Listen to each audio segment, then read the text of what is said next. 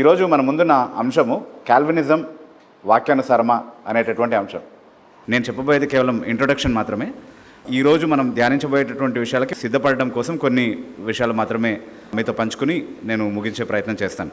దేవుని వాక్యం నుండి మనము ఒక మాట చదువుకుని మన ధ్యానాన్ని ప్రారంభించుకుందాం. గలతీ పత్రిక 1వ అధ్యాయము 8-9 వచనాలు మనందరికీ బాగా తెలిసినటువంటి వాక్య భాగమే. మేము మీకు ప్రకటించిన సువార్త కాక మరి ఒక సువార్త మేమైనను పరలోకం నుండి ఒక దూత అయినను మీకు ప్రకటించిన ఎడల వాడు శాపగ్రస్తుడు. నేను ఇదివరకు చెప్పినట్టుగానే మేము మరలా చెప్పుచున్నాము, మీరు అంగీకరించిన సువార్త కాక వేరొక సువార్త మరి ఒక సువార్త ఎవరైనా ప్రకటిస్తే వాడు శాపగ్రస్తుడు అన్నటువంటి మాట ఇక్కడ 2 సార్లు నొక్కి చెప్పడం. అంటే 8వ వచనంలో చివరిలో కూడా శాపగ్రస్తుడు అన్నటువంటి మాట చదువుతున్నాం. అలాగే 9వ వచనం చివరిలో కూడా శాపగ్రస్తుడు అన్నటువంటి మాట చదువుతా ఉన్నాం. గ్రీక్ మూల భాషలోనికి వెళ్ళి మీరు శాపగ్రస్తుడు అని వాడబడినటువంటి ఆ పదాన్ని చూస్తే అక్కడ అనాథెమ అనేటటువంటి పదం వాడారు. అంటే వాడు నాశనం అవునుగాక అని చెప్పడానికి చాలా ఖచ్చితమైనటువంటి ఒక పదం అనమాట. అంటే that is the greatest possible domination that you could pronounce on somebody. So అలాంటి ఒక ప్రకటన ఇక్కడ అపోస్తులైన పౌలు చేస్తూ ఉన్నాడు. సో ఎవరు శాపగ్రస్తులు అంటున్నాడు, ఎవరు నాశనం అవునుగాక అని అపోస్తులైన పౌలు అంటున్నాడు అని అంటే, అపోస్తలులు ప్రకటించినటువంటి సువార్త కాకుండా మరి ఒక సువార్త ఎవరైనా ప్రకటిస్తే వారు శాపగ్రస్తులు అంటున్నారు. అంతేకాకుండా అపోస్తలులు ప్రకటించినటువంటి సువార్త కాకుండా వేరొక సువార్త ప్రకటించే అధికారం ఎవరెవరికి లేదంటున్నాడు. అపోస్తలులైనటువంటి వారికి కూడా వారు ప్రకటించిన సువార్త కాకుండా భిన్నమైనటువంటి ఒక సువార్త ప్రకటించే అధికారం లేదు. అంతేకాకుండా పరలోకం నుండి ఒక దూత కూడా దిగి వచ్చి వేరొక సువార్త ప్రకటించడానికి అవకాశం లేదు. ఒకవేళ అలా ఎవరైనా ప్రకటిస్తే కనుక వారు శాపగ్రస్తులు, వారిని ఎంతమాత్రం అంగీకరించొద్దు అని చెప్తున్నాడు. సో గలతీ పత్రిక నేపథ్యంలో అపోస్తలుడైన పౌలు ఈ మాటలు ఎందుకు చెప్తున్నాడు అని అంటే, అపోస్తలులు కృపచేత విశ్వాసం ద్వారా రక్షణ అన్నటువంటి సిద్ధాంతం ఆధారంగా సంఘాన్ని గలతీ ప్రాంతంలో స్థాపించి పెద్దలను నియమించి వాళ్ళు వెళ్ళిపోయిన తర్వాత ఆ సంఘంలోనికి కొందరు రహస్యంగా చొరబడి యూద నేపథ్యం కలిగినటువంటి వారు వచ్చి క్రియల మూలంగా రక్షణ అన్నటువంటి సిద్ధాంతాన్ని ప్రవేశపెట్టేటటువంటి ప్రయత్నం చేశారు. అంటే రక్షణ కేవలం దేవుని కార్యంగా మాత్రమే మనం సంపాదించుకోవాలి అన్నటువంటి అపోస్తలీయ బోధకు భిన్నంగా కాదు, అందుకు సహకారంగా మనం కూడా కొన్ని చేయాలి, మనం కూడా రక్షణ సంపాదించుకునే దిశగా కొన్ని క్రియలు చేయాలన్నటువంటి ఒక దుర్బోధని కొంతమంది ఆ సంఘంలోనికి ప్రవేశపెట్టి వాళ్ళని కలవరపెట్టేటటువంటి ప్రయత్నం చేసినట్టుగా పత్రిక నేపథ్యం అంతా కూడా మనం అధ్యయనం చేసినప్పుడు మనకు అర్థమవుతుంది. అందుకే దాన్ని వేరొక సువార్త మరి ఒక సువార్త అని పిలుస్తున్నాడు. సో అపోస్తలులు ప్రకటించినటువంటి సువార్త ఏంటి అంటే, అది కృపచేత విశ్వాసం ద్వారా మాత్రమే కలిగేటటువంటి రక్షణ పైన ఆధారపడినటువంటి సువార్త. అలాంటి రక్షణను మనకు ప్రకటించేటటువంటి సువార్త. అపోస్తలులు ఆ సువార్త ఎక్కడి నుంచి తీసుకున్నారు, వాళ్ళకి ఎవరిచ్చారు ఆ సువార్త ప్రకటించడానికి అధికారము అని అంటే, ప్రభువైన యేసుక్రీస్తు స్వయంగా వారిని ఆయన ప్రతినిధులుగా నియమించి ఆయన ప్రకటించినటువంటి అదే సువార్త ఆయన వారికి బోధించినటువంటి సంగతులు సంఘానికి అలాగే లోకానికి ప్రకటించేటటువంటి అధికారాన్ని వాళ్ళకి ఇచ్చాడు. సో అపోస్తలులు ప్రకటించినటువంటి సువార్త ఏ సువార్త అంటే, ప్రభువైన యేసుక్రీస్తు స్వయంగా ప్రకటించినటువంటి సువార్త. ప్రభువైన యేసుక్రీస్తు ఏ సువార్త ప్రకటించాడు, ప్రభువైన యేసుక్రీస్తు ప్రభు యొక్క సువార్త సారాంశం ఏంటి అన్నటువంటి విషయాలు మనం ఆలోచిస్తే చాలా వాక్య భాగాల్లో నుండి మనం దాన్ని పరిశీలించవచ్చు. కానీ ఈరోజు అంశానికి చాలా సులభంగా మనం కనెక్ట్ అయ్యే విధంగా ఒక వాక్య భాగాన్ని తీసుకొని మనం దాన్ని అర్థం చేసుకునే ప్రయత్నం చేద్దాం. ఓకే, యోహాను సువార్త 6వ అధ్యాయము 40వ వచనంలో ప్రభు ఏమంటున్నాడంటే, కుమారుణ్ణి చూచి ఆయన యందు విశ్వాసముంచు ప్రతివానిని నేను అంత్యదినాన లేపాలి అన్నది నన్ను పంపినటువంటి నా తండ్రి యొక్క చిత్తము అని అంటున్నాడు. అంటే ప్రభు ఏమంటున్నాడు అంటే, యేసుక్రీస్తు ప్రభువును చూసి ఆయన్ను విశ్వసించేటటువంటి ప్రతి ఒక్కరికి నిత్య జీవం అనుగ్రహించాలన్నది తండ్రి యొక్క చిత్తం. అదే సువార్తలో ఉన్నటువంటి సారాంశం. ఎవరు రక్షింపబడతారు అని అంటే, ప్రభు అయిన యేసుక్రీస్తునందు విశ్వాసం ఉంచుము, అప్పుడు నీ ఇంటి వారిని రక్షణ పొందుతారు అని అపోస్తలులు అందుకే ఆ సువార్త ప్రకటిస్తూ వచ్చారు. అయ్యలారా, మేము రక్షణ పొందడానికి మేము ఏం చేయాలి అని సువార్త ప్రకటన ద్వారా కన్విక్ట్ అయినటువంటి వాళ్ళు అడిగినప్పుడు ఆ పెంతెకోస్తు దినాన కూడా పేతురు చెప్పినటువంటి మాట ఏంటి అంటే, మీరు ప్రభు అయిన యేసుక్రీస్తునందు విశ్వాసం ఉంచి మారుమనసు పొంది బాప్తిస్మం తీసుకోమని వాళ్ళకి ప్రకటించినట్టుగా మనం చూస్తూ ఉన్నాం. రైట్. సో ప్రభు అయిన యేసుక్రీస్తును చూసి ఆయన యందు విశ్వాసం ఉంచేటటువంటి వారు నిత్య జీవం పొందాలి అన్నది తండ్రి యొక్క చిత్తం. అదే సువార్త. ఓకే, అయితే సమస్య అక్కడ లేదు. సమస్య ఎక్కడుంది అని అంటే, అలా విశ్వసించగలిగేటటువంటి సామర్థ్యం ఎవరికి ఉంది అన్న దగ్గర సమస్య ఉంది అనమాట. ఎందుకంటే అదే అధ్యాయంలో యోహాను సువార్త 6వ అధ్యాయం 44వ వచనంలో ప్రభు అయిన యేసుక్రీస్తు అంటున్నాడు, నన్ను పంపిన తండ్రి వాడిని ఆకర్షిస్తేనే తప్ప ఎవరూ నా దగ్గరికి రాలేరు. ఎవరు రాలేనటువంటి స్థితిలోనే ఉన్నారు. కానీ ఎవరైనా యేసుక్రీస్తు ప్రభువునందు విశ్వాసం ఉంచే విధంగా ఆయన్ను చూసి ఆయన దగ్గరికి రావాలంటే అలాంటి సామర్థ్యం ఎవరు అనుగ్రహించాలి అనంటే, అది నన్ను పంపిన తండ్రి చేత అనుగ్రహించబడేటటువంటి కృప, నన్ను పంపిన తండ్రి చేత అనుగ్రహించబడేటటువంటి సామర్థ్యం అని చెప్తున్నాడు. సో ఈరోజు మనం అందరం విశ్వసించాం కదా, యేసుక్రీస్తు ప్రభువునందు విశ్వాసం ఉంచి ఆయన దగ్గరకు వచ్చాం కదా రక్షణార్థంగా. ఎలా రాగలిగాము? మనం కూడా రాలేని స్థితిలోనే ఉన్నాం. ఎవరు రాలేరని యేసుక్రీస్తు ప్రభు చెప్పేశారు కదా. సో ఎవరు రాలేనటువంటి స్థితిలో మనం ఉన్నప్పుడు ఎలా రాగలిగాము అంటే ఆయన్ని పంపిన తండ్రి మనల్ని ఆకర్షించాడు కాబట్టే మనం వచ్చాం. అప్పుడు దానికి ఏమంటారంటే తర్వాత ప్రశ్న ఏమొస్తుంది అని అంటే, అవునండి ఆకర్షిస్తాడు తండ్రి, అందరినీ ఆకర్షిస్తాడు. అయితే తండ్రి ఆకర్షించినప్పుడు ఎవరైతే తండ్రి ఆకర్షణతో సహకరిస్తారో, ఎవరైతే లోబడతారో వాళ్ళు రక్షింపబడతారు. ఎవరైతే ఆ ఆకర్షణను, ఆ అనుగ్రహాన్ని తిరస్కరిస్తారో వాళ్ళు రక్షణను లేదా సువార్తను తిరస్కరించిన కారణాన్ని బట్టి వాళ్ళు నాశనానికి వెళ్తారు. కానీ తండ్రి అయితే అందరినీ ఆకర్షిస్తాడు అన్నటువంటి ఒక అభిప్రాయాన్ని మనం చూస్తూ ఉన్నాం. ఓకే, సో దానికి ఈ సందర్భంలోనే యేసుక్రీస్తు ప్రభు చెప్పేటటువంటి ఒక మాట ఏంటి అంటే, చూడండి యోహాను సువార్త 6:37 తండ్రి నాకు అనుగ్రహించిన వారందరూ నా దగ్గరకు వస్తారు. సో ఎవరు యేసుక్రీస్తు ప్రభు దగ్గరకు వస్తారు అంటే తండ్రి చేత ఆకర్షించబడిన వారు. ఎవరు తండ్రి చేత ఆకర్షించబడతారు అని అంటే తండ్రి నాకు అనుగ్రహించిన వారందరూ అని అంటున్నాడు. సో ఇక్కడ మనం గమనించాల్సినటువంటి ఒక సత్యం ఏంటి అంటే, ఎవరినైతే తండ్రి ఆకర్షిస్తాడో, ఎవరినైతే తండ్రి యేసుక్రీస్తు ప్రభుకి అనుగ్రహిస్తాడో వారందరూ యేసుక్రీస్తు ప్రభు దగ్గరకు వస్తారు. అదే చెప్తుంది కదా ఆ వచనం. తండ్రి నాకు అనుగ్రహించిన వారిలో కొందరు నా దగ్గరకు వస్తారు అని అంటున్నాడా? ఉందా? అందరూ అని ఉందా? కొందరు అని ఉందా? అందరూ అని ఉందా? అందరూ అని ఉంది. తండ్రి నాకు అనుగ్రహించిన వారందరూ వస్తారు. ప్రపంచంలో ఉన్న వారందరూ వస్తారు అని ఉందా? అలా లేదు. తండ్రి నాకు అనుగ్రహించి వారందరూ వస్తారు. ఒకవేళ ప్రపంచంలో ఉన్న వారందరినీ తండ్రి కుమారునికి అనుగ్రహించి ఉంటే ఎంతమంది వస్తారు? ప్రపంచం అంతా వస్తారు, అందరూ వస్తారు. కానీ అందరూ రావట్లేదు. ఎందుకు రావట్లేదు? ఎందుకంటే తండ్రి నాకు ఎవరినైతే అనుగ్రహించాడో వాళ్ళందరూ వస్తారు. ఓకే, కాబట్టి అందరూ రావట్లేదు అన్నది వాస్తవమైనప్పుడు, అందరూ రారు అని లేఖనాలు చాలా స్పష్టంగా ప్రకటిస్తున్నప్పుడు, తండ్రి అనుగ్రహించిన వాళ్ళు అందరూ వస్తారు అని చెప్తున్నప్పుడు చాలా స్పష్టంగా అర్థమయ్యేటటువంటి విషయం ఏంటి అంటే, తమంతట తాము రక్షింపబడలేనటువంటి స్థితిలో ఉన్నటువంటి వారిలో కొందరు యేసుక్రీస్తు ప్రభు దగ్గరికి రావాలని తండ్రి అభీష్టమైంది. వారిని కుమారునికి ఆయన అనుగ్రహించాడు, వాళ్ళందరూ వస్తారు అని అర్థమవుతుంది. అందుకే దీన్ని కృపాసహితమైనటువంటి దేవుని ఎన్నిక, బేషరత్ అయినటువంటి దేవుని ఎన్నిక అని మనం పిలుస్తున్నాం. ఎవరు రాలేనటువంటి స్థితిలో ఉన్నారని మొదట మనం చెప్పుకున్నటువంటి అంశము, దాన్నే టోటల్ డిప్రైవిటీ అని అంటున్నాం. దాన్ని నేనేం వివరించట్లేదు, ఇప్పుడు డిఫైన్ చేయను నేను.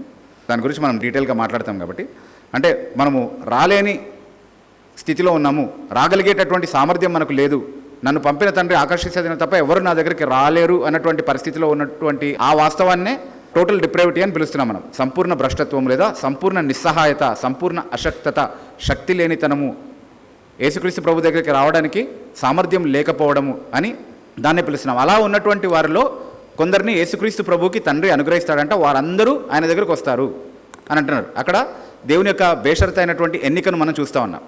సో తండ్రి కొందరిని యేసుక్రీస్తు ప్రభుకి అనుగ్రహించినప్పుడు ప్రభు ఏం చేస్తాడు? నా వద్దకు వచ్చేవాడిని నేను ఎన్నడూ బయటకు త్రోసివేయను అని అంటున్నాడు. నా వద్దకు వచ్చేవాడిని నేను ఎన్నడూ బయటకు త్రోసివేయను అంటే యేసుక్రీస్తు ప్రభు దగ్గరకు వచ్చినటువంటి వారిని అందరినీ కూడా ఆయన రక్షిస్తాడు. ఎందుకు? ఆ వచ్చేవాళ్ళు ఎందుకు వస్తున్నారు? తండ్రి అనుగ్రహించాడు కాబట్టే వస్తున్నారు. వాళ్ళ సొంతంగా రాగలుగుతున్నారా? రాలేరు. కానీ ఎందుకు వస్తున్నారు? తండ్రి అనుగ్రహించాడు కాబట్టే వస్తున్నారు. అలా వచ్చిన వాళ్ళందరినీ నేనేం చేస్తానంటున్నాడు? రక్షిస్తానంటున్నాడు. అయితే ఇది కుమారుడు రక్షణలో చేసేటటువంటి కార్యం. ఎవరిని రక్షిస్తానంటున్నాడు అని అంటే, తండ్రి అనుగ్రహించేటటువంటి వారందరినీ రక్షిస్తాను, ఎందుకంటే వాళ్ళందరూ నా దగ్గరకు వస్తారు కాబట్టి వాళ్ళందరినీ రక్షిస్తానంటున్నాడు. అలాగే 38వ వచనం మీరు గమనిస్తే కనుక, నేను నా సొంత చిత్తం చేయడానికి రాలేదు కానీ నన్ను పంపిన నా తండ్రి చిత్తం చేయడానికే వచ్చానంటున్నాడు. అంటే యేసుక్రీస్తు ప్రభు ఈ లోకానికి వచ్చి తండ్రి ఆయనకు కొందరిని అనుగ్రహించడం చూసి, ఇదేం బాలేదు, తండ్రి ప్రణాళిక ఏం బాలేదు, ఆయన కొందరిని అనుగ్రహించడం ఏంటి, సరే ఆయన కొందరిని అనుగ్రహిస్తాడు, వాళ్ళందరినీ నేను రక్షిస్తాను, కానీ అది సరిపోదు, దాంతో పాటుగా ప్రపంచంలో ఉన్న అందరినీ రక్షించే ప్రయత్నం నేనైతే చేస్తాను, నేను మాత్రం నా రక్తం అందరి కోసం ధారపోస్తాను. తండ్రి ఎవరినైతే ఎన్నుకున్నాడో వాళ్ళ కోసము, ఎవరినైతే ఎన్నుకోలేదో వాళ్ళ కోసము, తండ్రి ఎన్నికతో ఎలాంటి నిమిత్తం లేకుండా నా సొంత ప్రణాళిక ప్రకారం నేను అందరి కొరకు నేను ప్రాయశ్చిత్తం చేస్తాను అన్నటువంటి ఉద్దేశంతో యేసుక్రీస్తు ప్రభు ఈ లోకానికి రాలేదు. ఎందుకు వచ్చాడు? నన్ను పంపిన తండ్రి చిత్తం చేయడానికే నేను వచ్చానంటున్నాడు. తండ్రి చిత్తం ఏంటో చెప్తున్నాడు. 39వ వచనంలో చెప్తున్నాడు, తండ్రి నాకు అనుగ్రహించిన వారందరిలో ఎవరిని నేను నష్టపోకుండా వారందరినీ కూడా అంత్యదినమున లేపుటయే నన్ను పంపిన తండ్రి యొక్క చిత్తం. సో ఆయనకి అంటే యేసుక్రీస్తు ప్రభుకి ఎవరెవరినైతే తండ్రి అనుగ్రహించాడో వాళ్ళందరినీ ఆయన అంగీకరిస్తాడు, వాళ్ళందరినీ ఆయన బయటికి త్రోసివేయకుండా వాళ్ళని రక్షిస్తాడు, వాళ్ళను రక్షించడానికి ఆయన వచ్చాడు. కాబట్టి దీన్ని పరిమిత ప్రాయశ్చిత్తం అని అంటున్నాం. దేనికి పరిమితమైంది యేసుక్రీస్తు ప్రభు యొక్క కార్యము అని అంటే, తండ్రి ఎవరినైతే యేసుక్రీస్తు ప్రభుకి అనుగ్రహించాడో వారి వరకు ఆయన రక్షణ పరిచర్య పరిమితమైంది. కాబట్టి దాన్ని పరిమిత ప్రాయశ్చిత్తం అని పిలుస్తున్నాము. ఓకే, తర్వాత మీరు 37వ వచనమే గమనిస్తే మనము చాలా ప్రత్యేకంగా చూసిన విషయం ఏంటంటే తండ్రి అనుగ్రహించిన వారు అందరూ వస్తారు అని అన్నారు కదా. అయితే కొందరు అంగీకరిస్తారు, కొందరు తిరస్కరిస్తారు అన్నటువంటి ఆలోచనకి ఇక్కడ అవకాశం ఉందా, తావుందా? లేదు, ఎవరు తిరస్కరించే వాళ్ళు కాదు. తండ్రి ఆకర్షించేటటువంటి వారు, తండ్రి అనుగ్రహించేటటువంటి వాళ్ళందరూ వస్తున్నప్పుడు ఎవరు అంటే తండ్రి చేత క్రీస్తుకి అనుగ్రహించబడినటువంటి వారు ఎవ్వరూ రాకుండా మానరు, ఖచ్చితంగా వస్తారు అని అన్నప్పుడు దాని నుండి ఇన్ఫర్ చేసినటువంటి సిద్ధాంతమే, లేదా ఇంకా చాలా వచనాల ఆధారంగా మనము రూపొందించిన సిద్ధాంతమే ఇర్రెసిస్టబుల్ గ్రేస్. అంటే ఎదిరించలేని కృప, అభేద్యమైనటువంటి కృప. అంటే దేవుడు తన కృపాసహితమైనటువంటి ఆకర్షణ ద్వారా క్రీస్తు దగ్గరికి మనల్ని ఆకర్షిస్తున్నప్పుడు, క్రీస్తుకి మనల్ని అనుగ్రహిస్తున్నప్పుడు దాన్ని తిరస్కరించి, దాన్ని ఎదిరించి, దాన్ని నిరర్ధకం చేయగలిగేటటువంటి సామర్థ్యం ఏ మనిషికి లేదు. తండ్రి అనుగ్రహించినప్పుడు ఖచ్చితంగా వాళ్ళందరూ కూడా యేసుక్రీస్తు ప్రభు దగ్గరికి వస్తారు, వచ్చి తీరుతారు. ఓకే, తర్వాత 39వ వచనంలో మనం చూసాం కదా, ఎవరైతే నా దగ్గరకు వస్తారో వారిలో ఎవరిని నేను నష్టపోకుండా వారందరినీ కూడా అంత్యదినాన లేపుతాను. అంటే ఏంటి? ఎవరినైతే ఆయన రక్షించాడో వాళ్ళలో ఎవరిని ఆయన నష్టపోకుండా అంత్యదినాన లేపుతాడు అని అంటే నిత్య జీవం కొరకు వాళ్ళందరూ కూడా పదిలపరచబడతారు. ఖచ్చితంగా వాళ్ళందరూ కూడా పదిలంగా, సురక్షితంగా యేసుక్రీస్తు ప్రభు యొక్క రక్షణలోనే ఉంటారు. అంటే ఆ రక్షణను వాళ్ళు కోల్పోవడం అనేది, ఆ రక్షణను వాళ్ళు నష్టపోవడం అనేది సాధ్యం కాదు అన్నటువంటి విషయాన్ని చాలా స్పష్టంగా మనం ఈ వాక్య భాగాల్లో చూస్తున్నాం. సో ఇలా ఎవరైతే తండ్రి చేత ఆకర్షించబడి యేసుక్రీస్తు ప్రభు చేత రక్షింపబడి పరిశుద్ధాత్మ యొక్క ఎదిరింపలేనటువంటి కృప ద్వారా మారుమనసులోనికి వస్తారో, విశ్వాసంలోనికి వస్తారో వాళ్ళు యేసుక్రీస్తు ప్రభునందు విశ్వసించేటటువంటి వారు. అలా నన్ను చూసి విశ్వసించేటటువంటి వారు ఎవరిని కూడా నేను నష్టపోవద్దు అనేది నన్ను పంపినటువంటి తండ్రి యొక్క చిత్తం అని అంటున్నాడు. సరే, ఇప్పటి వరకు మనం చూసినటువంటి మాటలన్నీ కూడా ఎవరు ప్రకటించారు? స్వయంగా యేసుక్రీస్తు ప్రభు ప్రకటించారు. ఓకే, ఆయనేనా లేకపోతే జాన్ కాల్విన్ ఏమైనా ప్రకటించాడా? ప్రభు అయిన యేసుక్రీస్తే స్వయంగా ప్రకటించినటువంటి మాటలు. ఓకే, ఈ సువార్తలో యేసుక్రీస్తు ప్రభు ప్రకటించినటువంటి ఈ రక్షణ సువార్తలో మనిషి పాత్ర ఏమైనా ఉందా? రక్షణలో మనిషి సహకారం కానీ, మనిషి యొక్క కాంట్రిబ్యూషన్ కానీ, మనిషి రక్షణలో దేవునితో భాగస్వామ్యం కలిగి ఉండడం కానీ ఏమైనా ఉందా?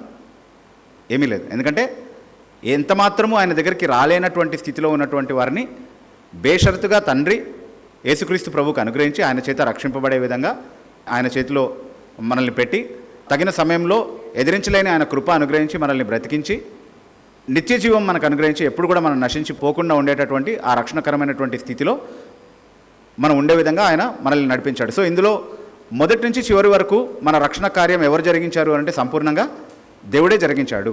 So salvation is all of grace, salvation is all of God. రక్షణ యెహోవాదే, రక్షణ కార్యం సంపూర్ణంగా యెహోవా చేసేటటువంటి కార్యం, అది దేవుని కార్యం. అందులో మానవుని ప్రమేయం ఏమీ లేదు, అందులో మానవుని యొక్క కాంట్రిబ్యూషన్ ఏమీ లేదు అనేటటువంటి ఈ సత్యాన్ని బైబిల్ చాలా స్పష్టంగా ప్రకటిస్తుంది. ఇది కాకుండా వేరొక సువార్త ఎవరైనా ప్రకటిస్తే వాళ్ళు ఏమవ్వాలి? అంటే రక్షణ అనేది దేవుడు మానవుడు కలిసి తయారు చేసుకునేటటువంటి ఒక ప్రోడక్ట్. అందులో 99% దేవుని కాంట్రిబ్యూషనే ఉంటుంది, కానీ 1% మనది ఉండాలి అని చెప్పినా అది అపోస్తలులు ప్రకటించిన సువార్త కాకుండా వేరొక సువార్త అవుతుంది. అలా ప్రకటించిన వాళ్ళు ఏమవ్వాలంట? శాపగ్రస్తులు అవ్వాలి. ఓకే, సరే. అయితే ఇదే మనం కూడా ప్రకటిస్తున్నప్పుడు, ఈ 5 అంశాలు నేనైతే చెప్పాను, ఇవి మనం ప్రకటిస్తున్నప్పుడు మీరు కాల్వినిస్టులు అని అంటున్నారు. ఎందుకు అలా అంటున్నారు? ఈ సిద్ధాంతాన్ని జాన్ కాల్విన్ తయారు చేశాడా? ఇప్పుడు మనం చూసాం కదా ఈ వచనాలన్నీ కూడా జాన్ కాల్విన్ రాశాడా లేకపోతే అపోజిల్ జాన్ రాశాడా? అపోజిల్డైన యోహాన్ రాశాడా లేకపోతే జాన్ కాల్విన్ రాశాడా? ఇవన్నీ కూడా ఎలా రాశాడు? యోహాను పరిశుద్ధాత్మ ప్రేరణతో రాశాడు. అది దేవుని వాక్యం. ఓకే, దేవుని వాక్యంలో ఉన్నటువంటి ఈ సత్యాన్ని మనం ప్రకటిస్తున్నాం. మరి అది జాన్ కాల్విన్ చెప్పాడని ఎందుకంటున్నారు? మహావతి జాన్ కాల్విన్ ఏం చేసి ఉండొచ్చు ఈ వచనాలతో? నేను ఇప్పుడు ఏం చేస్తున్నానో అదే చేసి ఉండొచ్చు. నేను ఇప్పుడు ఈ సిద్ధాంతాలని తయారు చేశానా మీ ముందు, లేకపోతే ఉన్నదాన్ని ప్రకటించానా? అదే ప్రకటించాడు జాన్ కాల్విన్ కూడా. ఓకే, అదే ప్రకటించాడు. కానీ ఇది ఒక పెద్ద వివాదాస్పదమైనటువంటి అంశమైంది. ఎందుకంటే జేకబ్ ఆర్మీనియస్ అనేటటువంటి ఒక బోధకుని ప్రభావం కింద ఉన్నటువంటి ఆయన అనుచరులు కొంతమంది చాలా ఎక్కువగా రోమన్ క్యాథలిక్ అభిప్రాయాలతో రాజీ పడేటటువంటి ఆలోచన విధానంలో వాళ్ళు ఉండి, రోమన్ క్యాథలిక్ ఆలోచన విధానం ఏంటి అంటే మానవుడు పతనమైనప్పుడు సంపూర్ణంగా తన స్వతంత్ర చిత్తాన్ని కోల్పోయాడు. ఆదాము పాపం చేసిన అదే సమయంలో మానవుడు తన సంపూర్ణ స్వతంత్ర చిత్తాన్ని కోల్పోయాడు అని ఒకవేళ ఎవరైనా బోధిస్తే అలా బోధించిన వాడు శాపగ్రస్తుడు అవునుగాక అన్నటువంటి స్టేట్మెంట్స్ వాళ్ళు చాలా అఫీషియల్గా వాళ్ళ కౌన్సిల్స్ ద్వారా వాళ్ళ డాగ్మాస్ ద్వారా ఇష్యూ చేశారు. ఓకే, సో అలాంటి స్టేట్మెంట్స్ రోమన్ క్యాథలిక్ సిద్ధాంతంలో భాగంగా మనకు కనబడతా ఉన్నాయి. అలాంటి అభిప్రాయాలతో రాజీ పడేటటువంటి ఆర్మీనియన్స్ జాన్ కాల్విన్ లాంటి వాళ్ళు బోధించినటువంటి ఈ వాక్యం బోధించేటటువంటి స్వచ్ఛమైనటువంటి సువార్త ఏదైతే ఉందో, కేవలం దేవుని కృప ద్వారా మాత్రమే మనం రక్షింపబడతాము, అందులో మానవుని ప్రమేయం ఏమీ లేదు అన్నటువంటి ఈ సిద్ధాంతాన్ని వ్యతిరేకిస్తూ కొన్ని అంశాలని ప్రతిపాదించారు. అప్పుడు ఉన్నటువంటి డచ్ గవర్నమెంట్ ముందు కొన్ని అంశాలని ప్రతిపాదించడం జరిగిందనమాట. ఇది ఎప్పుడు అంటే 16th సెంచరీలో జరిగినటువంటి ఒక వివాదం. ఓకే, సో ఈ సమయంలో అక్కడ అది కేవలం ఒక సంఘ సమస్యగా మాత్రమే కాకుండా ఒక రాజకీయ అల్లకల్లోలానికి కూడా దారితీసినటువంటి ఒక పరిస్థితిగా మారిపోయింది. కాబట్టి దాన్ని రిజాల్వ్ చేయాలని ఖచ్చితంగా డచ్ ప్రభుత్వము దృష్టికి దాన్ని తీసుకొచ్చారనమాట. సో ఒక పెద్ద ఎత్తున ఒక సమావేశం, ఒక ఇంటర్నేషనల్ లెవెల్లో ఒక సమావేశాన్ని ఏర్పాటు చేశారు. దాన్ని డాట్ సమావేశం అని అంటారు, సినోడ్ ఆఫ్ డాట్.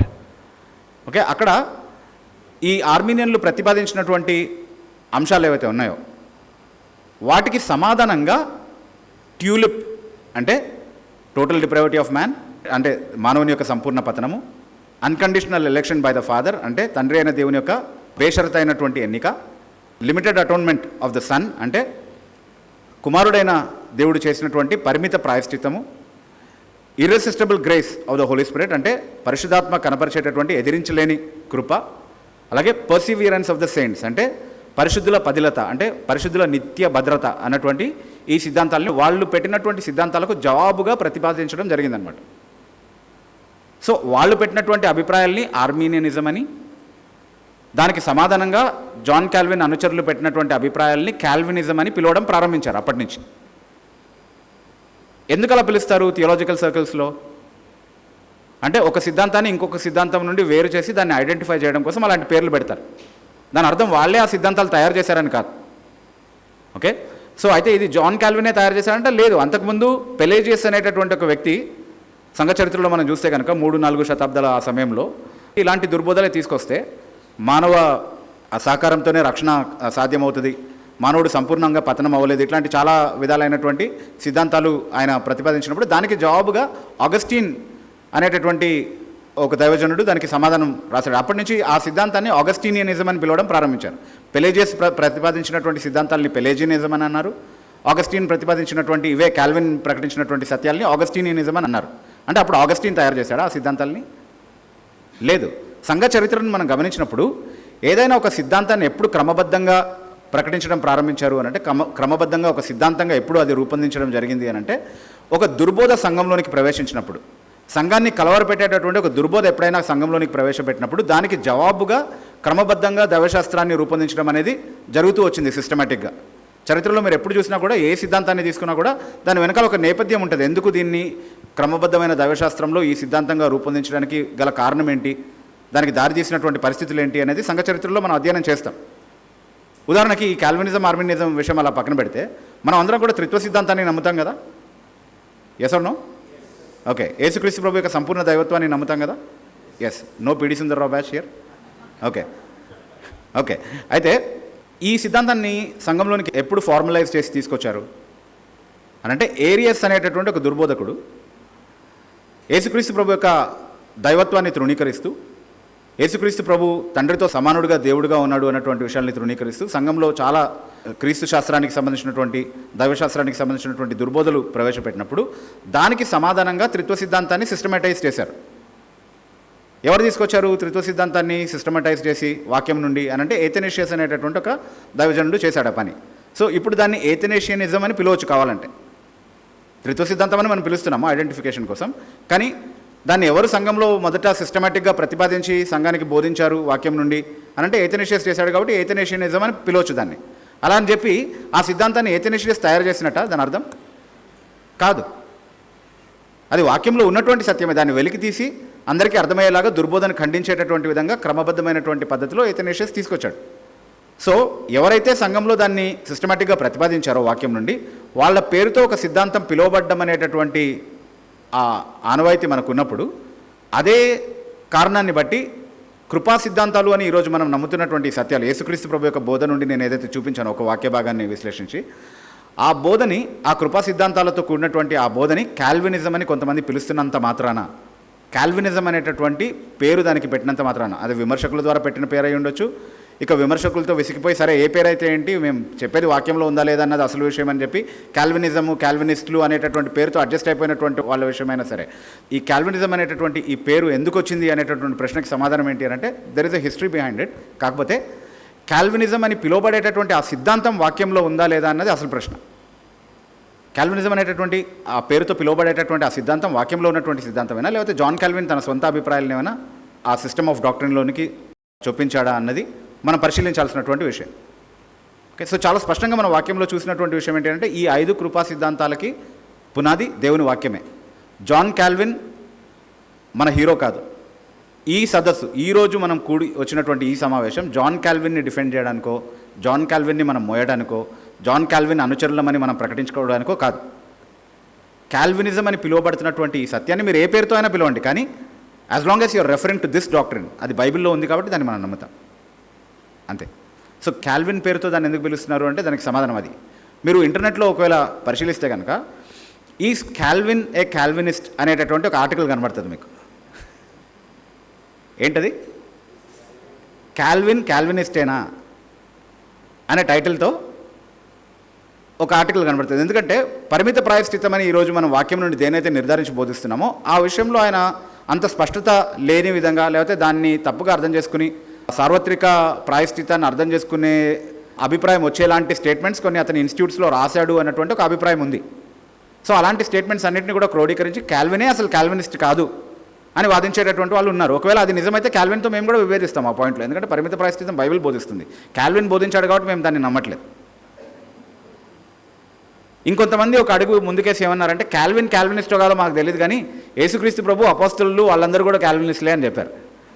అంటే వాళ్ళ ఉద్దేశం ఏంటి అని అంటే, వాళ్ళు కాల్విన్ అనుచరులని కాదు, ఏ సిద్ధాంతాన్ని అయితే మీరు కాల్వినిజం అనే పేరుతో తిరస్కరిస్తున్నారో అదే సిద్ధాంతం యేసుక్రీస్తు ప్రభు, అపోస్తలులు బోధించారు. వాళ్ళు బోధించిన సిద్ధాంతమే అది. కాబట్టి మీరు వాళ్ళని కూడా వ్యతిరేకిస్తారా ఆ పేరు కారణంగా? పేరు మనకి ఇంపార్టెంట్ కాదు, కానీ మీరు ఆ సిద్ధాంతం కాకుండా, రక్షణ శాస్త్రానికి సంబంధించినటువంటి ఆ సిద్ధాంతం కాకుండా వేరేది ఏది ప్రకటించినా అది వేరొక సువార్త అవుతుంది. ఎందుకంటే దాంట్లో మానవుని యొక్క కాంట్రిబ్యూషన్ని మీరు ఇంక్లూడ్ చేస్తున్నారు, మానవుని యొక్క ప్రమేయాన్ని మీరు తీసుకొస్తున్నారు రక్షణలోనికి. రక్షణ సంపూర్ణంగా దేవునిదే అని బోధించేది బైబిల్లో ఉన్నటువంటి సువార్త. దాన్ని వక్రీకరించేటటువంటి ఏ బోధ అయినా సరే, మానవునికి ఏ కొంచెమైనా భాగస్వామ్యాన్ని దేవునితో కల్పించేటటువంటి సిద్ధాంతమైనా సరే అది వేరొక సువార్తగానే ప్రకటించబడుతుంది. సో దీన్ని కాల్వినిజం అని పిలవండి, ఇంకొకటి పిలవండి. నాకు పరిచయం ఉన్నటువంటి ఒక పాస్టర్ గారు ఒకసారి ఫోన్ చేసి అన్నారు, నేను కాల్వినిజం మీద ఒక వీడియో చేసినప్పుడు, బ్రదర్ నేను ఎప్పుడో ఇది చిన్నప్పటి నుంచి నేను బైబిల్ చదువుతున్నప్పుడల్లా కూడా నాకు ఇలాగే అర్థమైంది, ఈ సిద్ధాంతాన్ని నేను బోధిస్తూ వచ్చాను అంటే, దీన్నే కాల్వినిజం అని పిలుస్తున్నారు బ్రదర్, మమ్మల్ని అటాక్ చేస్తున్నారు ఇది చెప్పినందుకు అంటే, ఏ పేరుతోనన్నా పిలవనివ్వండి బ్రదర్, నాకు అది కాల్వినిజం అని తెలియదు, వాక్యం చదివినప్పుడు నాకు అలాగే అర్థమైంది అని అన్నాడు. సో మనకు వాక్యంలో అది ఉందా లేదా అన్నది ప్రాముఖ్యమైనటువంటి విషయం, అంతేగాని కాల్విన్ అది బోధించాడా లేకపోతే ఇంకొకరు అది బోధించాడా అనేది పూర్తిగా అప్రస్తుతమైనటువంటి విషయం. Let's always remember that. Okay, as we're examining this, మనం పరిశీలించాల్సినటువంటి ఒకే ఒక యాంగిల్ ఏంటి అని అంటే, నిజంగా ఈ సిద్ధాంతం వాక్యంలో ఉందా? ఇప్పుడు నేను ఒక వాక్య భాగం నుంచి అది చూపించాను, కానీ ఇది సమగ్ర వాక్య బోధతో పొసుగుతుందా, లేదా దీనికి భిన్నంగా బోధించేటటువంటి వాక్య భాగాలుగా కనిపించేవి ఏమైనా ఉన్నాయా? అలా అయితే పరిశుద్ధ గ్రంథమైనటువంటి దేవుని వాక్యము దేవుని ప్రేరణతో రాయబడింది కాబట్టి అందులో ఎలాంటి పరస్పర వైరుధ్యం ఉండేటటువంటి అవకాశం లేదు. కాబట్టి ఒకవేళ విరుద్ధతగా కనబడేటటువంటి ఆ వచనాల్ని మనం ఎలా హార్మనైజ్ చేసి అర్థం చేసుకోవాలి అన్నటువంటి విషయాల్ని మనం పరిశీలించే ప్రయత్నం చేద్దాం. But what can be a hindrance to this అంటే, మనల్ని ఈ పరిశీలన చేయకుండా ఆటంకపరిచేటటువంటి ఒక విషయం ఏంటి అంటే, కాల్విన్ పేరు దీనికి తగిలించబడ్డాం, దానికి మనం ఏం చేయలేం బేసికలీ. ఓకే, సో నేను కాల్వినిస్ట్ కాదు అంటే, నేను ఒక కాల్విన్ అనుచరుణ్ణి కాదు అన్నంతవరకు మనం చెప్పొచ్చు. కాల్విన్ బోధించినటువంటి, ఇప్పుడు కాల్విన్ చరిత్ర చదివినటువంటి వాళ్ళు ఏం చెప్తారు అంటే, మైకిల్ సర్వీటస్ అనేటటువంటి ఒక వ్యక్తి యేసుక్రీస్తు ప్రభు యొక్క దైవత్వాన్ని తృణీకరించినటువంటి వ్యక్తి, అతను నేరస్తుడిగా, అంటే అప్పట్లో సిద్ధాంతము తప్పుడు సిద్ధాంతాలు బోధించేటటువంటి వాళ్ళని కూడా నేరస్తులుగా పరిగణించి వాళ్ళకి శిక్ష వేసేవాళ్ళు. సో ఆయన యేసుక్రీస్తు ప్రభు యొక్క దైవత్వాన్ని తృణీకరించాడు కాబట్టి మైకిల్ సర్వీటస్ అనేటటువంటి వ్యక్తి ఆయన్ని సజీవ దహనం చేశారంట ఆ సమయంలో. అయితే జాన్ కాల్విన్ సమయంలో ఇది జరిగింది, జాన్ కాల్విన్ కూడా దాని తర్వాత సమర్థించాడు అని అంటారు. సో ఈరోజు యేసుక్రీస్తు ప్రభు యొక్క దైవత్వాన్ని తృణీకరించే వాళ్ళందరినీ కూడా మనం సజీవ దహనం చేద్దామా? లేదా జాన్ కాల్విన్ అది చేశాడు కాబట్టి జాన్ కాల్విన్తో మనం ఏమైనా ఏకీభవిస్తున్నాం ఆ విషయంలో? జాన్ కాల్విన్ ఇంకా చాలా విషయాలు చెప్పిండొచ్చు, దాంతో మనం ఏకీభవించాల్సినటువంటి అవసరం లేదు. Okay, so this is the primary thing that we should bear in mind. రెండవదిగా ప్రాముఖ్యంగా నేను చెప్పాల్సినటువంటి ఇంకొక విషయం ఏంటంటే, ఇది దేవుని సార్వభౌమ అధికారాన్ని హెచ్చించేటటువంటి ఒక సిద్ధాంతం కాబట్టి, the sovereignty of God is completely magnified and glorified in this doctrine. కాబట్టి విమర్శకులు తీసుకొచ్చేటటువంటి ఇంకొక అభ్యంతరం ఏంటి అని అంటే, మీరు దేవుణ్ణి పాపానికి కర్తగా చేస్తున్నారు. జాన్ కాల్విన్ కూడా దేవుణ్ణి పాపానికి కర్తగా ప్రకటించాడు. ఏడబ్ల్యూ పింక్ రాసినటువంటి దేవుని సార్వభౌమత్వం అనేటటువంటి పుస్తకంలో నుండి కూడా కొన్ని స్టేట్మెంట్స్ని తీసుకొని దేవుణ్ణి పాపానికి కర్తగా చిత్రీకరించేటటువంటి ప్రయత్నం చేశారు అన్నటువంటి ఆరోపణలు కాన్స్టెంట్లీ చేస్తూ ఉన్నారు మన తెలుగు రాష్ట్రాల్లో. ఇది ఎంత మాత్రమూ వాస్తవం కాదు. అయితే కాల్వినిస్టులని పిలువబడేటటువంటి వాళ్ళు దేవునిని పాపానికి కర్తగా చేసేటటువంటి వాళ్ళు ఉన్నారా అంటే ఉన్నారు కొంతమంది. ఫర్ ఎగ్జాంపుల్ విన్సెంట్ చ్యూంగ్ అనేటటువంటి ఒక రైటర్ ఉన్నాడు. ఓకే, ఆయన నేరుగా దేవుడు పాపానికి కర్తే అయితే ఏంటి అని రాశాడు. God is the author of sin, so what అన్నాడు. So what, you are damned for saying that. నువ్వు నాశనం అవుతావు అది చెప్పినందుకు. దేవుడు పాపానికి కర్త ఎప్పుడు కాడు. ఎందుకనంటే దేవుని స్వభావానికి వ్యతిరేకమైనది ఏది కూడా ఆయన నుండి ఉద్భవించడం అనేది ఎప్పుడు సాధ్యం కాదు. దేవుడు పాపానికి కర్త కాడు అన్నటువంటి సిద్ధాంతమే చాలా స్పష్టంగా బైబిల్ గ్రంథంలో నుండి మనకి కనబడతా ఉంది. అదే బ్యాలెన్స్డ్గా కాల్వినిజం బోధించేటటువంటి వాళ్ళందరూ బోధిస్తారు. కాకపోతే ఆర్థర్ డబ్ల్యూ పింక్ లాంటి వాళ్ళు చెప్పినటువంటి స్టేట్మెంట్స్ని అవుట్ ఆఫ్ కాంటెక్స్ట్ తీసి దాన్ని వక్రీకరించేటటువంటి ప్రయత్నం చేస్తున్నారు. వాస్తవానికి వాళ్ళు ఏ పేజ్ నుంచి అయితే లేకపోతే ఏ చాప్టర్ నుంచి అయితే ఆ స్టేట్మెంట్స్ తీసుకున్నారో, ఏడబ్ల్యూ పింక్ రాసినటువంటి ఆ స్టేట్మెంట్స్, ఆ చాప్టర్లోనే చాలా క్లియర్గా దేవుడు పాపానికి కర్త కాడు, దేవుని స్వభావానికి వ్యతిరేకమైనది ఏది కూడా ఆయన నుండి ఉద్భవించడం సాధ్యం కాదు అన్నటువంటి క్లారిఫికేషన్ ఇస్తూనే ఏమన్నారు అనంటే, దేవుని నియంత్రణ వెలుపల లేదు పాపం అనేది. దేవుడు పాపానికి కూడా పరిపాలకుడు. ఎందుకనంటే దేవుణ్ణి అధిగమించి దేవుని శక్తిని జయించి దేవుని ప్రణాళికను అస్తవ్యస్తం చేసే విధంగా దేవుని సృష్టిలోనికి పాపం చొరబడడం అనేది ఎప్పుడూ సాధ్యం కాదు. అన్నిటినీ ఆయన నియంత్రించేటటువంటి వాడిగా, పాపాన్ని కూడా నియంత్రించేటటువంటి పరిపాలకుడుగా ఉన్నాడు. దాన్ని బట్టి ఆయన తన చిత్తాన్ని నెరవేర్చుకోవడానికి సమర్థుడు. అంటే ఆ పాపం ఏమి ఆయన చిత్తాన్ని భంగపరచదు, కానీ ఆ పాపము ఫలితంగా కూడా, ఆ పాపంతో నిమిత్తం లేకుండా కూడా ఆయన తన చిత్తాన్ని విజయవంతంగా నిలబెట్టడానికి ఆయన సమర్థుడు అన్నటువంటి ఆ బోధ వాళ్ళు ప్రకటించే ప్రయత్నం చేశారు. దాన్ని ఎంత బ్యాలెన్స్డ్గా చెప్పినా కూడా దాన్ని వక్రీకరించి మిస్రిప్రజెంట్ చేసేటటువంటి అవకాశం ఉంటుంది కాబట్టి అలా చేశారు. అంటే దేవుని రహస్య చిత్తం ఉంది, అలాగే దేవుని యొక్క బహిరంగ చిత్తం అనేది ఉంది. బహిరంగ చిత్త ప్రకారం దేవుడు పాపం చేయొద్దని అంటాడు, కానీ ఆయన రహస్య చిత్త ప్రకారం వాళ్ళు పాపం చేయాలన్నదే ఆయన ఉద్దేశం అన్నట్టుగా రిప్రజెంట్ చేసే ప్రయత్నం చేశారు. అక్కడ విషయం ఏంటి అంటే, ఇక్కడ మనం ఇదే ఆరోపణ, అంటే దీన్ని చాలా జాగ్రత్తగా, అది దేవుడు వాళ్ళ పాపానికి బాధ్యుడు కాదు, అది వాళ్ళ స్వభావం నుండే కలిగినటువంటి తిరుగుబాటు. దేవునికి వ్యతిరేకంగా వాళ్ళు చేయాలని చేసినటువంటి ప్రయత్నాలని కూడా దేవుడు ఆయన దాంతో ఏం చేయబోతున్నాడో ముందుగా బయలుపరచకుండా తన రహస్య చిత్తంలో ఆయన ఉద్దేశాలు నెరవేర్చే విధంగా దాన్ని నియంత్రించేటటువంటి ప్రణాళిక కలిగి ఉన్నాడు అన్నటువంటి భావంలో చెప్పినటువంటి మాటలు. సో ఒకవేళ ఆర్థర్ పింక్ని లేకపోతే జాన్ కాల్విన్ని ఇలాంటి స్టేట్మెంట్స్ చేసినందుకు వాళ్ళు దేవుని పాపానికి కర్తగా చేస్తున్నారని ఆరోపించాల్సి వస్తే, బైబిల్లో ఉన్నటువంటి చాలా వచనాలపైన కూడా అలాంటి ఆరోపణలు చేయొచ్చు, కానీ అది వక్రీకరణ అవుతుంది, అబద్ధపు ఆరోపణ అవుతుంది. ఉదాహరణకి ఒక వచనం మనం చూస్తే కనుక అపోస్తుల కార్యములు 4వ అధ్యాయము 24 నుండి 27 వరకు ఉన్నటువంటి వాక్య భాగాల్లో అపోస్తలు హింసించబడిన తర్వాత సువార్త కోసం వాళ్ళు అవమానించబడిన తర్వాత వాళ్ళందరూ కూడా కూడి వచ్చి ఒక ప్రార్థన చేసినట్టుగా మనం చూస్తూ ఉన్నాం కదా.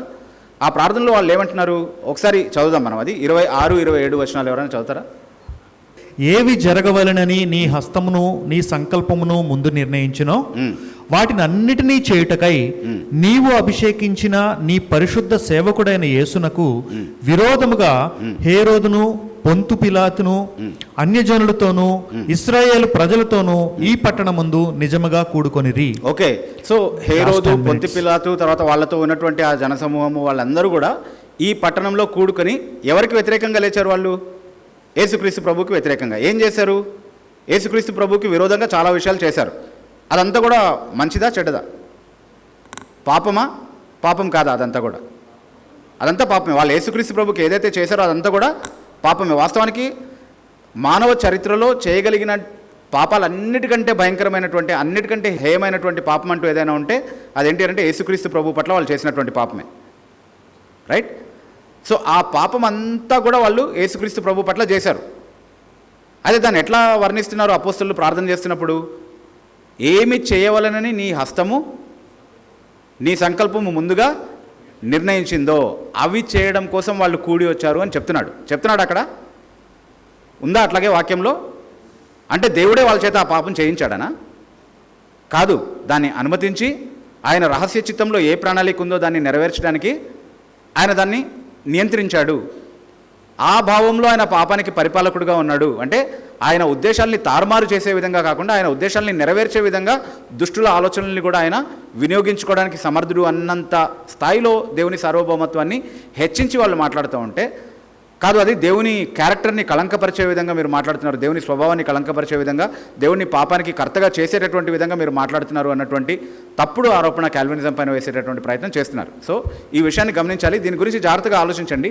ఏ ఆరోపణలు అయితే వాళ్ళు ఏడబ్ల్యూ పింక్ మీద, కాల్విన్ మీద వేస్తున్నారో అదే ఆరోపణలు మన అపోస్తలుల మీద, ఇంకా పాత నిబంధన ప్రవక్తల మీద కూడా చాలా సందర్భాల్లో వేయొచ్చు. కానీ అవి నిలబడుతుందా, సరిగ్గా మనం పరిశీలిస్తే కనుక అది న్యాయమైనటువంటి అభ్యంతరమేనా అంటే కాదు, అవన్నీ కూడా అబద్ధపు ఆరోపణలు. కాబట్టి అలాంటి ఆరోపణలు మీరు ఈ పరిశీలన చేయకుండా మిమ్మల్ని ఆపొద్దు, హిండర్ చేయొద్దు అన్నటువంటి విషయాన్ని మనం గమనిద్దాం. ఇది కొంచెం ఇంపార్టెంట్ పాయింట్ కాబట్టి ఇంకొక రెఫరెన్స్ తీసుకుందాం. యెషయా గ్రంథము 63వ అధ్యాయము 17వ వచనం ఒకసారి చూద్దాం. మనం ఇక్కడ ప్రార్థన చేస్తున్నారు ఇశ్రాయేలీయులు, లేదా ప్రవక్త ఇశ్రాయేలీయుల తరఫున ప్రార్థన చేస్తున్నారు. యెషయా గ్రంథం 63వ అధ్యాయం 17వ వచనం. నీ మార్గములను తప్పి తిరుగునట్లుగా మమ్మును ఎందుకు తొలగజేసితివి? నీ భయము విడిచినట్లు నువ్వు మా హృదయాలని ఎందుకు కఠినపరచావు అని అడుగుతున్నారు. ఎవరిని అడుగుతున్నారు? యెహోవా అని అడుగుతున్నారు. అంటే ఆయనేనా కారణం వాళ్ళు మార్గం తప్పి తొలగిపోవడానికి?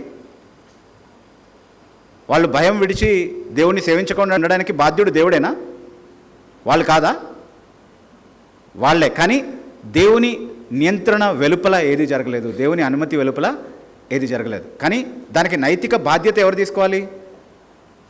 పాపానికి నైతిక బాధ్యత ఎవరు తీసుకోవాలి? ఎవరు చేశారో వాళ్ళే తీసుకోవాలి. ఎందుకంటే పాపం చేయమని దేవుడు వాళ్ళకి నేర్పించలేదు, పాపపు ఆలోచనలు దేవుడు వాళ్ళ మనసులో పెట్టలేదు, ఎవరిని పాపం చేయమని దేవుడు శోధించేటటువంటి వాడు కాదు. సో ఇదంతా కూడా చాలా బ్యాలెన్స్డ్గా కాల్వినిస్ట్ థియాలజియన్స్ ఎప్పుడు అప్పటికప్పుడు, అంటే కొంతమంది హైపర్ కాల్వినిస్టులు వస్తున్నారు కాబట్టి, ఓకే, ఈ కాల్వినిజంకి హైపర్ కాల్వినిజంకి మధ్యలో వ్యత్యాసం అర్థం చేసుకోలేనటువంటి డైపర్ కాల్వినిస్టులు మధ్యలో చాలా ఇబ్బంది పెడుతున్నారు. కాబట్టి ఎప్పటికప్పుడు ఎంత క్లారిఫికేషన్ ఇచ్చినా సరే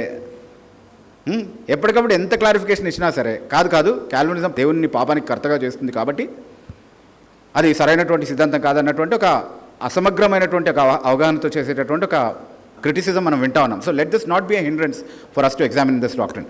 తర్వాత మనం ఇది పరిశీలించేటటువంటి క్రమంలో కొన్ని విషయాలు మనం ఎప్పుడు కూడా పరిగణలోనికి తీసుకోకూడదు. ఏంటి అని అంటే, కొంతమంది చెప్తూ ఉంటారు, నేను ఒకప్పుడు కాల్వినిస్ట్నండి, వినండి జాగ్రత్తమైన మాటలు, నేను ఒకప్పుడు కాల్వినిస్ట్నండి, నేను 5 పాయింట్ కాల్వినిజం వినగానే నేను చాలా ఫిదా అయిపోయాను, ట్యూలిప్నే నేను కూడా నమ్మాను, కానీ తర్వాత నేను పరిశీలించినప్పుడు అవతల వాళ్ళ సిద్ధాంతాలని కూడా నేను పరిశీలించిన తర్వాత నేను అటువైపు వెళ్ళానండి అని చెప్తుంటారు. అలాంటి సాక్ష్యాలు చూపించి, చూసారా అంత గొప్ప దైవజనులే ఒకప్పుడు కాల్వినిస్టులుగా ఉండి ఇప్పుడు అటువైపు వెళ్ళిపోయారు కాబట్టి అది సత్యమై ఉండొచ్చు అని చెప్పేటటువంటి ప్రయత్నం చేస్తున్నారు. మీకు విషయం తెలుసా, ఇటు నుంచి అటు, అటు నుంచి ఇటు వెళ్ళేటటువంటి వాళ్ళు కాన్స్టెంట్గా ఉంటూనే ఉంటారు. ఏ అభిప్రాయం తీసుకున్నా సరే. క్రైస్తవాన్ని విడిచిపెట్టి నాస్తికత్వానికి వెళ్ళిపోయినటువంటి వాళ్ళు ఉన్నారు, నాస్తికత్వాన్ని విడిచిపెట్టి క్రైస్తవానికి వచ్చినటువంటి వాళ్ళు కూడా ఉన్నారు. వాటిని బట్టి ఏ సిద్ధాంతాన్ని మనం ఏది సత్యం ఏది అసత్యమని నిర్ధారించడం సాధ్యం కాదు. కాబట్టి అలాంటి ప్రమాణాలని మనం ఎప్పుడు కూడా పరిగణలోనికి తీసుకోవద్దు అన్నటువంటి విషయాన్ని గుర్తుపెట్టుకుందాం. తర్వాత చరిత్రలో ఇంకొంతమంది గొప్పగా చెప్పుకున్నారు, ఇవి మీరు ట్యూలిప్ అని చెప్తున్నారు కదా, ట్యూలిప్ అని మీరు ఏదైతే చెప్తున్నారో అవన్నీ కూడా, ఆ పదాలన్నీ కూడా మీరు ఆర్మీనియన్స్ దగ్గర నుండే తీసుకున్నారు. ఆర్మీనియన్స్ ప్రతిపాదించిన దాన్నే మీరు కొంత మోడిఫై చేసి ట్యూలిప్ అన్నటువంటి సిద్ధాంతాన్ని మీరు తయారు చేసుకున్నారు. కాబట్టి ఆర్మీనియన్సే మీ సిద్ధాంతానికి కూడా కారణం అన్నట్టుగా చెప్తున్నారు. వాస్తవానికి ఆర్మీనియన్స్ మా సిద్ధాంతానికి కారణం ఏంటి? సంఘంలోనికి ఏ క్రమబద్ధమైనటువంటి దైవశాస్త్రం రావడానికి దుర్బోధకులే కారణం. వాళ్ళు దుర్బోధ ప్రకటించారు కాబట్టి దానికి సమాధానంగా మనం క్రమబద్ధమైనటువంటి దైవశాస్త్రాన్ని అధ్యయనం చేయడం ప్రారంభించాం. ఓకే, సో అదేం పెద్ద గొప్ప విషయం ఏం కాదు, కానీ అలా చెప్పుకుంటున్నారు మరి ఎందుకో. సో అలాంటివి మనం పరిగణలోనికి తీసుకోవద్దు దయచేసి. ఇక్కడ మనం ఏం చేయడానికి వచ్చాము? మన సదస్సు యొక్క టైటిల్ ఏంటి? కాల్వినిజం వాక్యానుసరమ. సో కాల్వినిజంని పరిశీలించాలంటే దేన్ని ప్రమాణంగా తీసుకోవాలి? వాక్యాన్ని మాత్రమే ప్రమాణంగా తీసుకోవాలి. వాక్యం ఒకవేళ అది బోధిస్తుంటే కనుక అదే సత్యము, అదే సువార్త. అది కాకుండా వేరొక సువార్త ఎవరైనా ప్రకటిస్తే వారు శాపగ్రస్తులు. చార్ల్స్ స్పర్జన్ గారు ఒక మాట అన్నారు, Calvinism is just another name for the gospel. Calvinism అనేది కేవలం సువార్తకు ఒక మారుపేరు మాత్రమే అని అన్నారు. ఒకవేళ అది నిజమైతే కనుక, కాల్వినిజం భావజాలంలో ఉన్నదే సువార్త అయితే కనుక, దానికి భిన్నమైనటువంటి అభిప్రాయం బోధించేటటువంటి వాళ్ళందరూ కూడా వేరొక సువార్త ప్రకటిస్తున్నారు. ఇది వాస్తవమై ఉండగా ఇది ఒక నాన్ ఎసెన్షియల్ డాక్ట్రిన్. అంటే ఇది అంత ప్రాముఖ్యమైనటువంటి సిద్ధాంతం కాదు, ఎలా నమ్మినా పర్వాలేదు. ఎసెన్షియల్ డాక్ట్రిన్స్ ఉన్నాయి, వాటిలో మనం రాజీ పడకూడదు. కానీ కాల్వినిజం అనేది ఒక నాన్ ఎసెన్షియల్ డాక్ట్రిన్, దాన్ని ఎలా నమ్మినా పర్వాలేదు అని బోధించేటటువంటి వాళ్ళు సువార్త విషయంలో మీరు ఏ అభిప్రాయం కలిగి ఉన్నా పర్వాలేదు అని బోధిస్తున్నారు. కానీ అపోజిట్ పౌలు మాత్రం ఏం చెప్తున్నాడు అని అంటే, మేము ప్రకటించింది కాకుండా ఇంకొకటి ప్రకటించే అధికారం ఎవరికీ లేదు. అలా ఎవరైనా ప్రకటిస్తే వాళ్ళు శాపగ్రస్తులు అని చెప్తున్నారు. కాబట్టి దేవుని వాక్యం సువార్తను ఎలా నిర్వచించిందో దాన్ని మనం అలాగే అర్థం చేసుకుందాం, దానికి అలాగే లోబడదాం. అది కాకపోతే కనుక మనం వేరొక సువార్తను నమ్మినటువంటి వాళ్ళం అవుతాము, మనం శాపగ్రస్తులం అవ్వకుండా జాగ్రత్త పడదాం. సో అలా నమ్మకంగా మనం దేవుని వాక్య ప్రకారము కాల్వినిజం ఉందో లేదో పరిశీలించేటటువంటి కృప దేవుడు మనందరికీ అనుగ్రహించుగాక. దేవుడి కొద్ది మాటలు దీవించుగాక.